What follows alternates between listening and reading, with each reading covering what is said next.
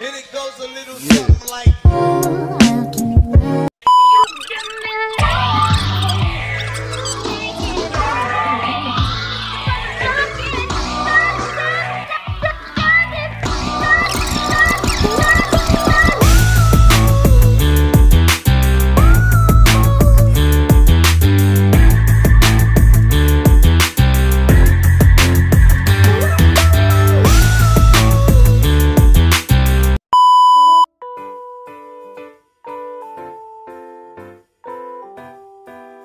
Hakikat ilmu pengetahuan.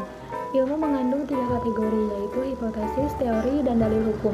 Hipotesis memberi arah pada penelitian dalam menghimpun data. Data yang cukup sebagai hasil penelitian dihadapkan pada hipotesis. Apabila data itu valid, hipotesis akan menjadi teori. Jika teori mencapai generalisasi yang umum, maka akan menjadi dalil. Dan bila teori memastikan hubungan sebab akibat yang serba tetap, ia akan menjadi hukum. Pengetahuan merupakan hasil proses dari usaha manusia untuk tahu. Dalam Kamus Filsafat dijelaskan bahwa pengetahuan atau knowledge adalah proses kehidupan yang diketahui secara langsung dari kesadarannya sendiri. Pengetahuan berbeda dengan ilmu.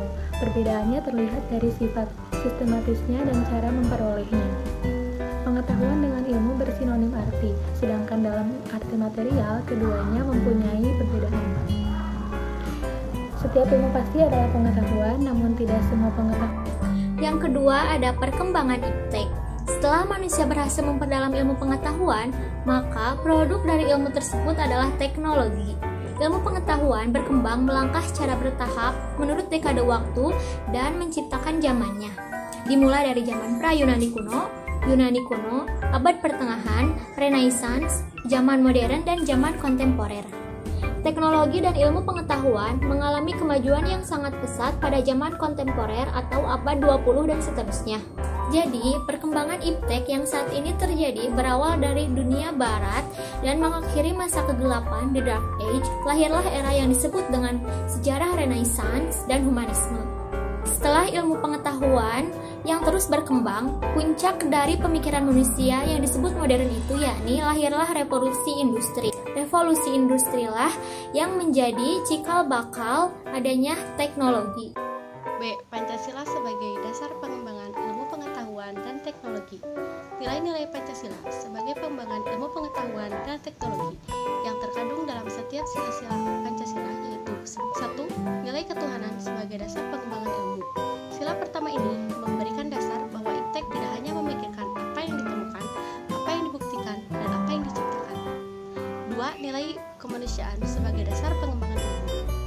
Sila kedua ini memberikan dasar-dasar moralis bahwa manusia dalam pengembangan iptek haruslah dengan cara yang beradab. Yang ketiga yaitu nilai persatuan sebagai dasar pengembangan ilmu. Sila ketiga ini mendasari bahwa iptek hendaklah dapat menumbuhkan rasa nasionalisme, kebesaran bangsa, serta rasa keluhuran bangsa sebagai bagian dari umat manusia di dunia. Yang keempat yaitu nilai kerakyatan sebagai pengembangan ilmu. Sila keempat ini mendasari bahwa pengembangan iptek itu haruslah bersifat demokratis. Yang kelima yaitu nilai keadilan sebagai dasar pengembangan ilmu. Sila kelima ini sebagai dasar dalam pengembangan iptek dalam menjaga keseimbangan, keadilan kehidupan bagi kemanusiaan. Kelima dasar Pancasila itu merupakan fondasi yang paling kuat bagi bangsa Indonesia untuk mengembangkan iptek, bahkan menemukan iptek dengan syarat mutlak iptek tersebut tidak bertentangan dengan nilai-nilai Pancasila. Lalu, dalam materi urgensi kependudukan Pancasila sebagai dasar pengembangan iptek, saya sudah merangkumnya menjadi 4 poin. Poin pertama yaitu iptek tidak bertentangan dengan nilai-nilai Pancasila, karena iptek berkembang secara otonom. Lalu yang kedua, setiap iptek di Indonesia harus menyertakan nilai-nilai Pancasila, namun dalam posisi tarik ulur.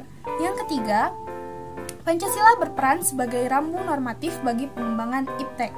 Lalu, yang terakhir, yang keempat, yaitu pengembangan iptek harus berakar dari budaya dan ideologi bangsa Indonesia, dan juga memandang Pancasila sebagai paradigma ilmu. Ini saya akan menjabarkan tentang alasan diperlukannya Pancasila sebagai dasar nilai pengembangan ilmu. Yang pertama yaitu pluralitas nilai yang berkembang dalam kehidupan bangsa Indonesia ini seiring dengan kemajuan iptek menimbulkan perubahan dalam cara pandang manusia tentang kehidupan. Nah, jadi dengan adanya nilai Pancasila ini perlu diluruskan. Lalu yang kedua, ada dampak negatif dari iptek sangat banyak. Oleh karena itu diperlukan tuntunan moral bagi para ilmuwan dalam pengembangan iptek di Indonesia. Yang ketiga, karena perkembangan iptek ini didominasi oleh negara-negara barat yang mana kebudayaannya itu tidak sesuai dengan kebudayaan yang ada di Indonesia. Yang keempat itu ada 2 poin. Poin pertama, kerusakan lingkungan karena pengaruh iptek akan menimbulkan bencana bagi generasi yang akan datang. Poin kedua, penggunaan benda-benda teknologi yang menggantikan peran nilai dari leluhur. Dan yang terakhir, gaya hidup global yang menggantikan nilai-nilai kearifan lokal. Lalu ada dinamika dan tantangan Pancasila sebagai landasan pengembangan iptek. Para penyelenggara negara sebenarnya belum pernah membahas secara merinci mengenai Pancasila sebagai landasan pengembangan ilmu dari semenjak setelah era reformasi. Mereka hanya membahas tentang pentingnya keterkaitan antara pengembangan ilmu dan dimensi kemanusiaan. Lalu ada tantangannya, yaitu diantaranya yang pertama, kapitalisme yang menguasai perekonomian dunia termasuk negara Indonesia. Yang kedua, globalisasi yang menyebabkan lemahnya daya saing bangsa Indonesia dalam pengembangan iptek.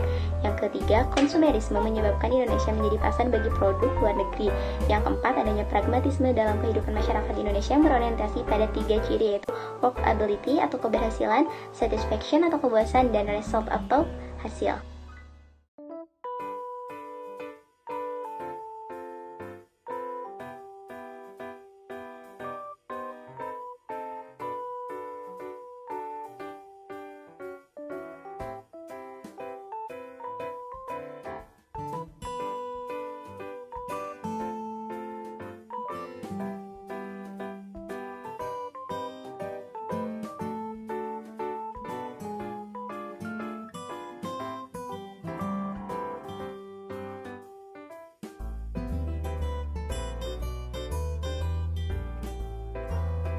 Kesan saya belajar pendidikan Pancasila bersama Bapak yaitu sangat berkesan karena saya dapat mendapatkan ilmu yang bermanfaat. Pesan-pesan selama belajar dengan Bapak yaitu saya merasa senang dan alhamdulillah banyak ilmu yang bermanfaat yang bisa saya dapatkan. Berikut merupakan kesan dan pesan selama saya belajar pendidikan Pancasila di semester 1 ini. Yang pertama ada kesan. Kesan saya senang bisa belajar pendidikan Pancasila dengan Pak Adi karena menggunakan sistem modern seperti menggunakan video yang mudah untuk diakses dan diulang. Selain itu juga kita bisa memahami materi dengan berbagai referensi. Lalu ada pesan. Untuk penugasan yang biasanya di folio, alangkah lebih baik soal-soalnya itu lebih mengarah untuk mengasah daya analitis dan berpikir kritis dari mahasiswa, karena soal yang biasanya itu sudah tertera di dalam buku. Kesan-pesan dalam pembelajaran Pancasila dalam 1 semester ini, kesannya seru. Metode pembelajarannya juga unik dan tidak membosankan. Lalu pesannya, sehat terus Pak, terima kasih, dan tetap jadi Bapak Pancasila seperti sekarang ini. Yeay! Saya sangat senang bisa belajar Pancasila bersama Bapak. Terima kasih kepada Pak Kosasi telah memberikan ilmu yang sangat bermanfaat. Pesan saya kepada Bapak, tetaplah menjadi sosok dosen yang istimewa, cerdas, humoris, dan energik.